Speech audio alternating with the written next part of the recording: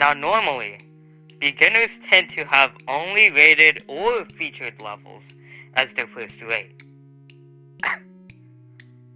I said normally. However, hypothetically, what if someone that was a beginner put 100% of their effort into one singular level and get it rated legendary? Now unfortunately, I cannot guarantee this outcome as I am not the one in charge of the rating system. But what I can say is that I will try my absolute dang hardest to get a legendary. So let's get on with it. Now I haven't recorded any of the footage for the first part. So unfortunately, I'm going to have to be full post commentary. Now you may wonder why I wanted to make a legendary level in the first place, especially as a beginner. And it's mainly because I'm stupid and think it would be really funny if I had a legendary rate as my first rate. Anyways, it's about time that we talk about the first part. For the first part, I decided that I wanted the player to be on top of buildings as well as have a bunch of buildings in the background and have a lot of parallax so that it doesn't feel empty.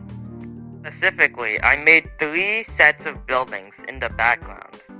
One closest to the player, the one that's just a little bit farther, and then the farthest buildings. Each parallax layer, I take away at least one thing from the buildings. As you can see, the first layer of buildings have windows, more glass-like windows. The second layer does obviously not have this.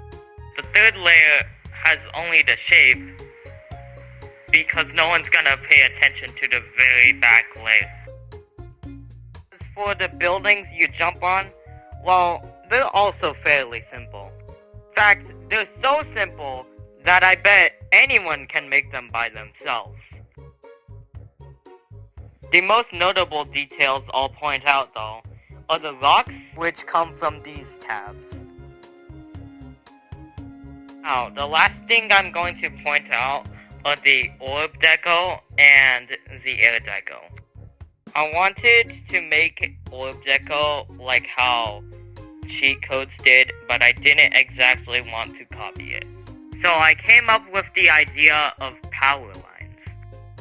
Now I admit, they don't exactly look like power lines, but I took a little inspiration from them. Other than that, all it really took was some professional glow. Same for the air deco. Anyways, now let's move on to the next part. Before we move on, I would kindly ask you to subscribe, because I would definitely not be doing this without you. Anyways, let's move on to part 2.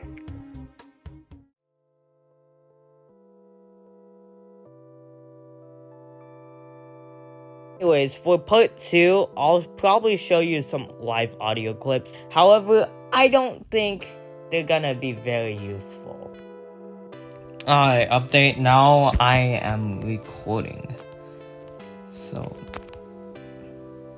maybe it's the illusion of them being higher up, but... Okay. Dumpster. I'm gonna have to get inspiration from an alleyway. An alleyway is very dirty. Okay.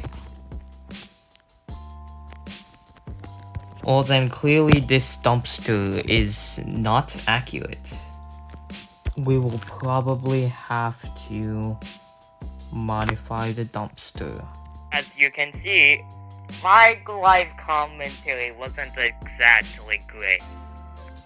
Post-commentary me will be taking over. However, I won't be explaining in too much detail this time. I just want to get my main idea across. What I mainly wanted it to feel like is that click a spider orb and then land in a dumpster, in which now you're at the bottom of the city, basically, an alleyway. All sorts of little details such as boxes, markings on the alleyway walls, as well as some greenery, because why not? I almost forgot about piping. Anyways, this should mark the end of the video, and thank you for watching until the end. It's a pleasure. Anyways, like and subscribe, and I'll probably see you soon. Bye.